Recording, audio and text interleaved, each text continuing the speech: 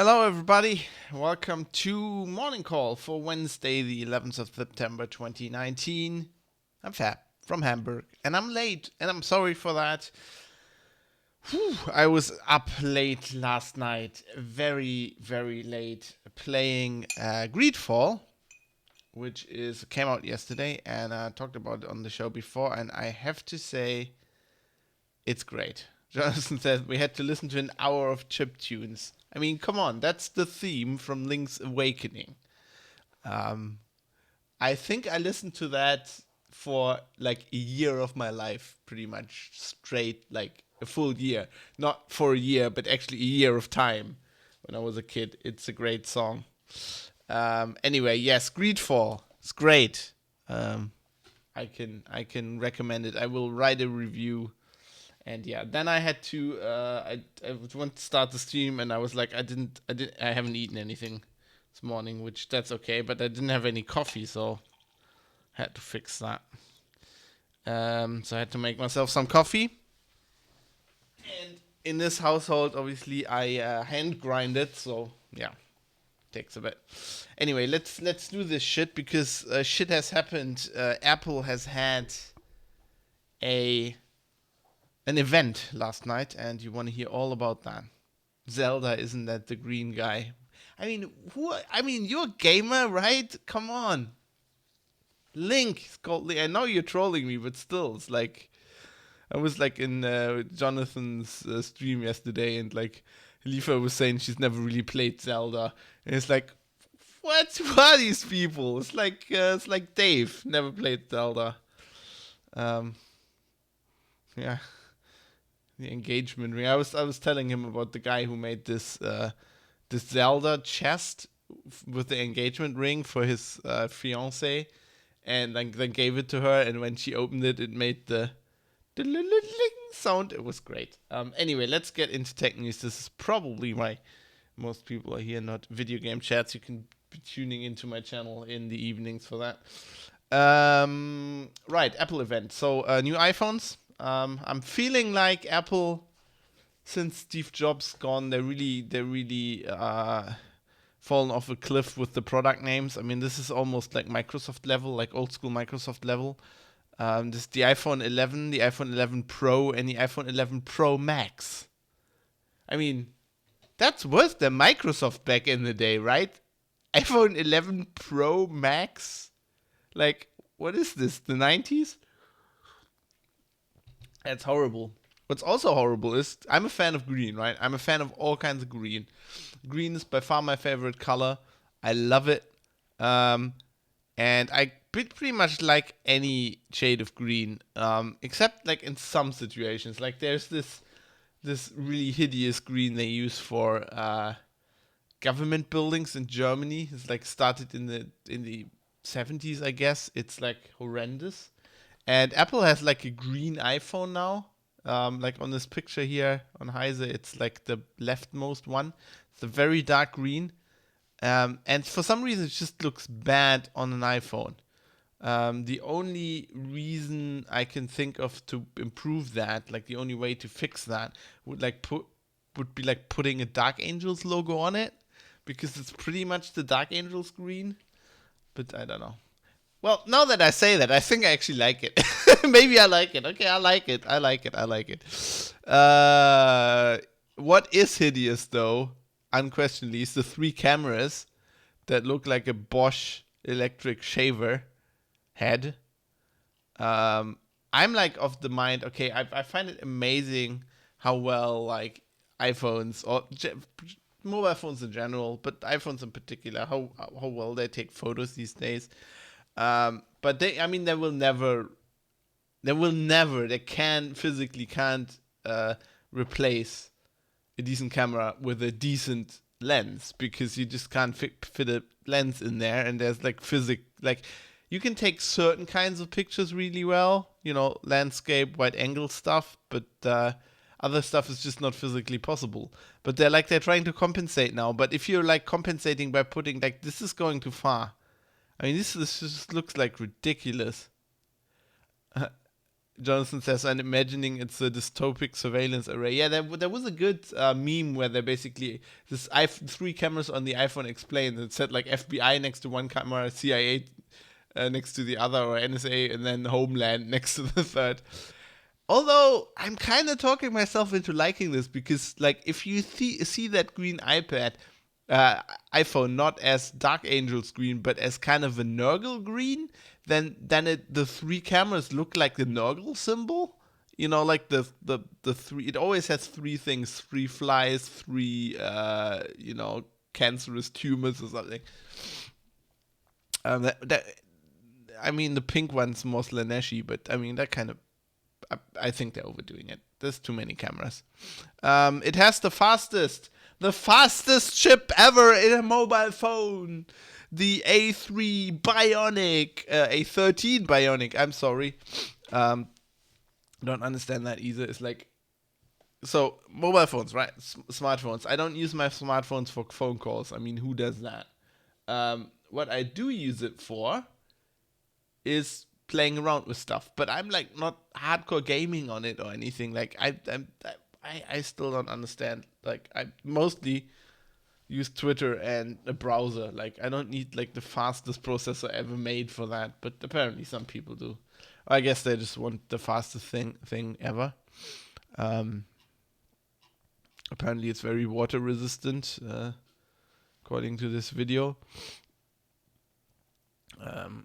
Yeah, the new camera technology is called Deep Fusion.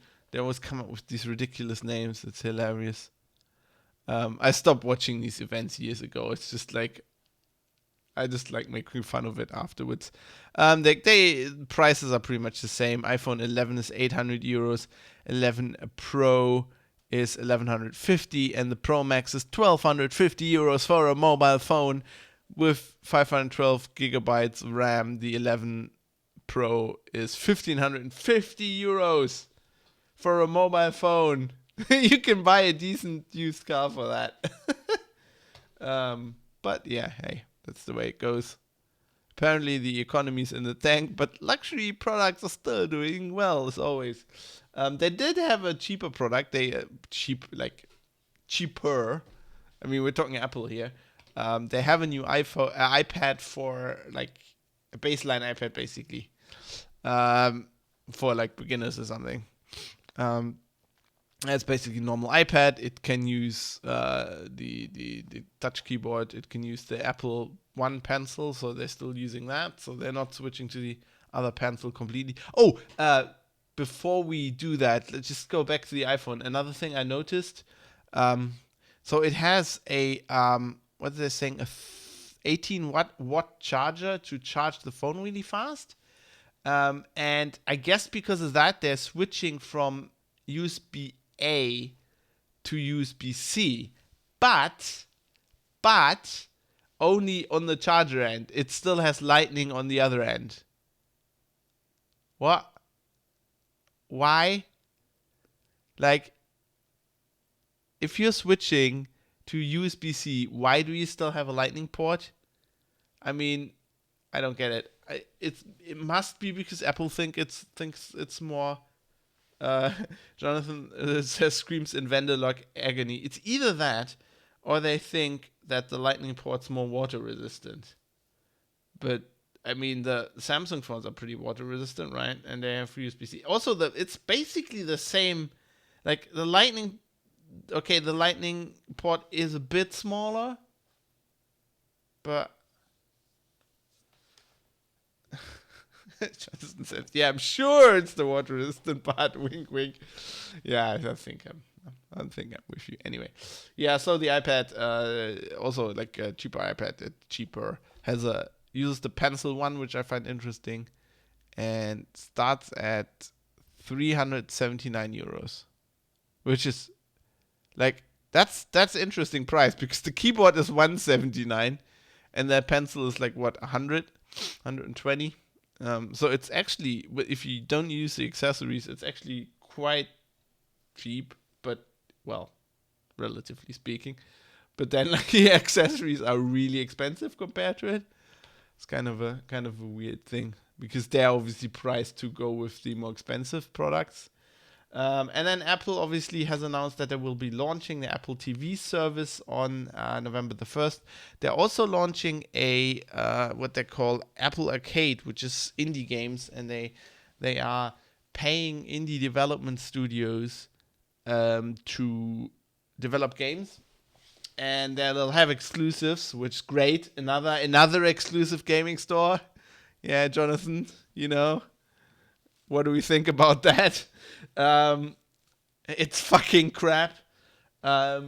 But also, of course, exclusive stuff on the TV. And I'm usually not. I'm not gonna like. I have Amazon and I have Netflix. I'm not gonna get a third service, no matter how good it is. I'm just not like. That's just taking a piss.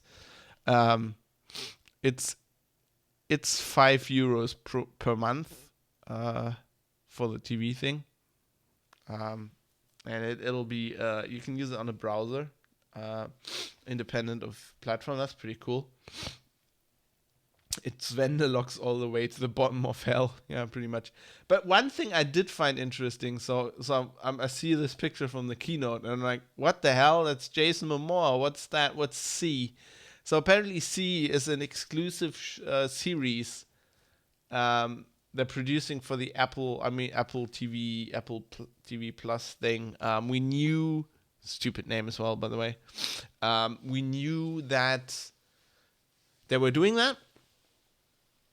And this is the only one that's interesting to me because A, it's Jason Momoa, who I'm in love with, and it's also by what was his name? Oh God, I forgot the first. Stephen Knight, the Knight guy. Wait, the Knight guy.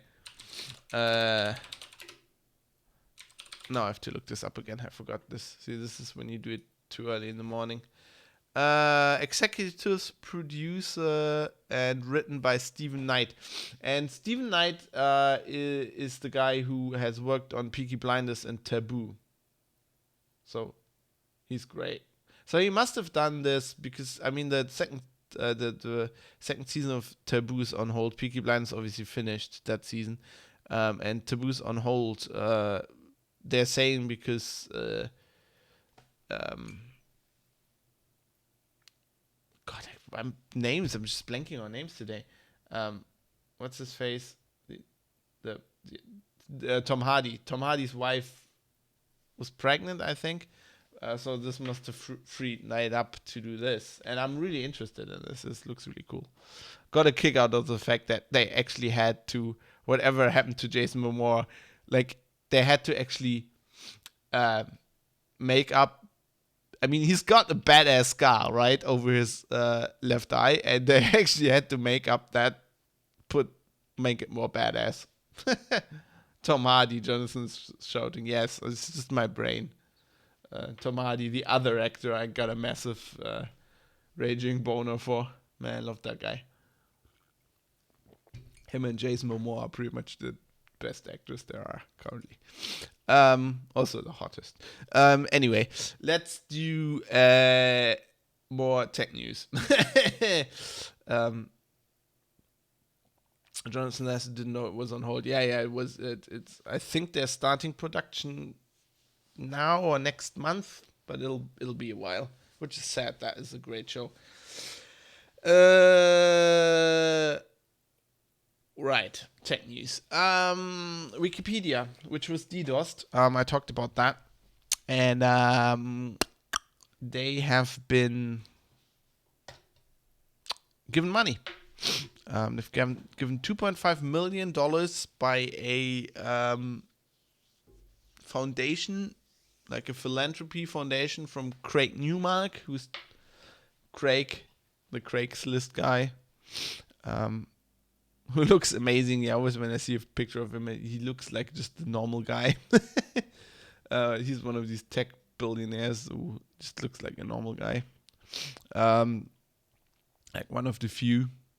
And they're just getting money to basically improve their, security defenses against stuff like DDoS attacks, which they apparently need. And it's good. It's good. Thanks, Craig. Another story I reported on was that, those auction of the dead spots and mobile connection. I was kind of saying that this is not going to work because these mobile providers are hard pressed to make a profit as it is. I mean, okay, let's use it in perspective, right? They're making millions of euros. It's not like they're dying or they're starving. I mean, the CEOs are all driving around in Maseratis, I'm guessing. But by their own, like the stuff, a company wants, like the growth they want, by their own margins, their own targets, it's not as much as they would like.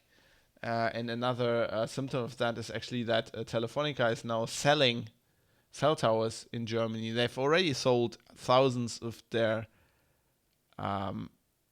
basically standalone masts. Now they're selling the other ones, the ones that are on roofs of buildings, and they are selling them to a daughter company called Telxius. Basically to recoup a lot of the money they had to pay in Germany for the 5G auction, it seems like. And what I found interesting is like that so the active components, they're still like the actual cell tower stuff for the mobile networks. They still run that and they still own that, but they're selling the rest because apparently there's a great interest by companies in the passive components on cell towers. I don't know, tracking people, I'm guessing.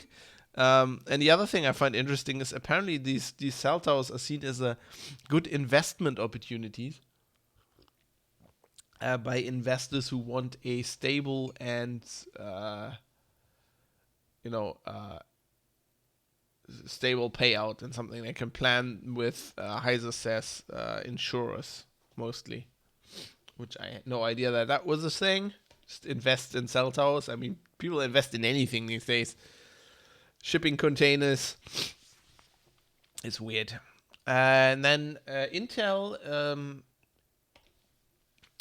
has announced and fixed, kind of fixed a vulnerability that, like a really weird vulnerability. So there's a technology called Data Direct IO, DDIO in Intel chipsets, and it's like really hard to understand, but basically it's like made for cloud service and stuff. And what it does, it lets the network interface like bypass the RAM and just goes straight to the host processor's last level cache, thereby speeding up network traffic and stuff. And it turns out there you can run, apparently if there's not a massive amount of other network traffic, you can run a side channel attack, whereas if you are connected to a server that handles these network requests and another user is too, you can attack the other user and you can basically glean stuff. You could theoretically sniff out SSH passwords and stuff like that with this, which is interesting. So this is not a way that this is not breaking the actual cryptography in use. It's like a side channel attack, right? You get information through timing or whatever. But this is a very long story on the register, and I'm not awake enough to go into the details. So if you're interested, the thing's called NatCat. The NatCat's out of the bag Intel chipset exploited to sniff SSH passwords as they're typed over the network on the register. Has all the details, a lot of stuff. Intel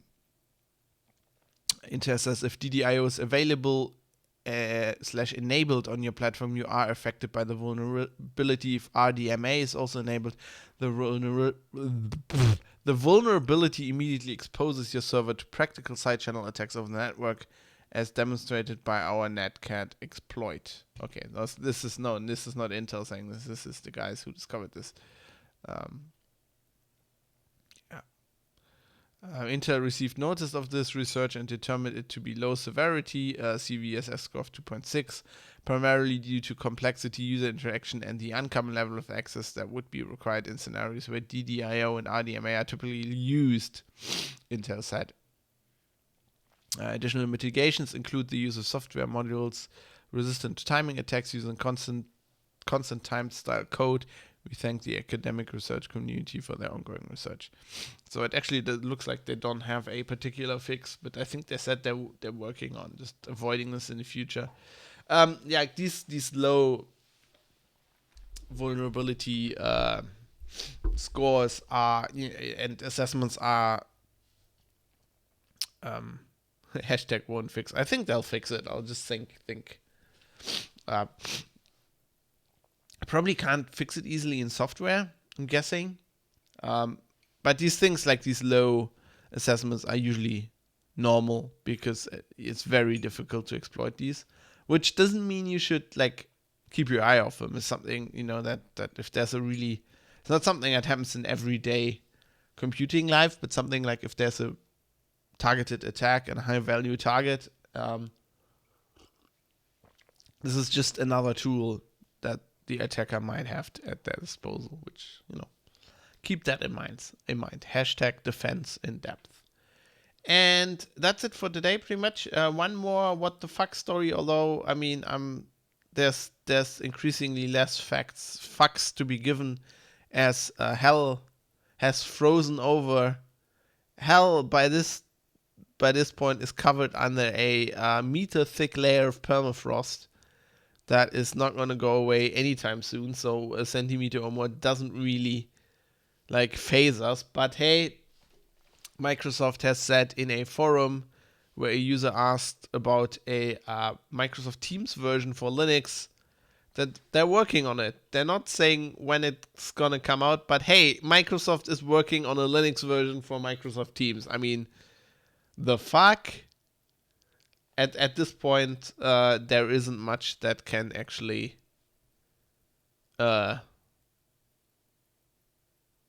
surprise us, right?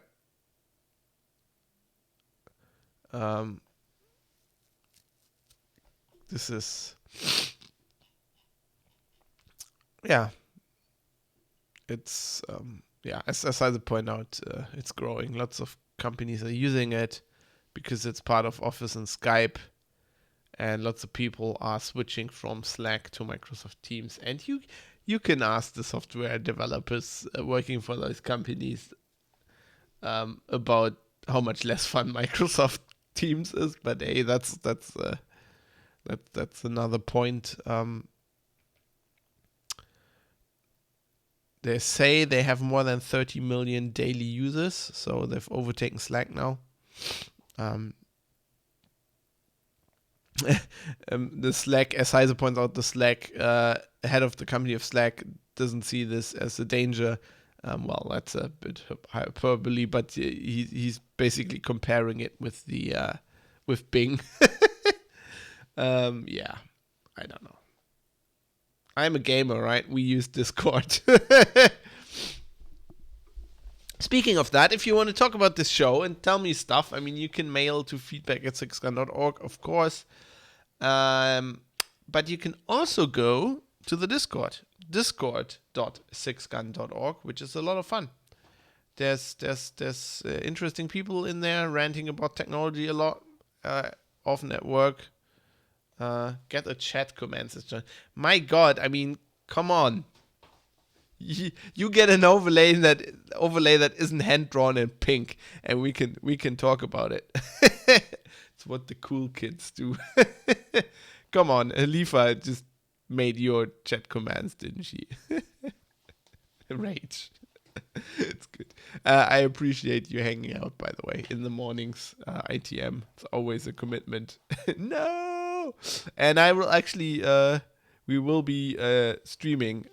Jonathan convinced me to.